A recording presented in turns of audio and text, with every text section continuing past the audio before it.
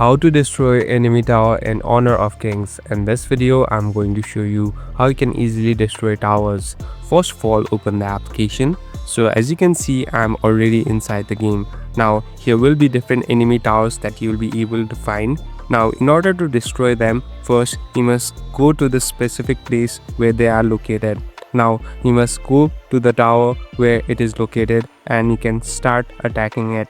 Here you can use different damage option, and here there are different other crowd control and other skills that you can equip according to the character that you use.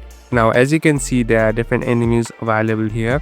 Now first try killing all the enemies and easily defeat the tower too. So as you can see, the tower has been completely removed. Thank you for watching this video. I hope this video will help you.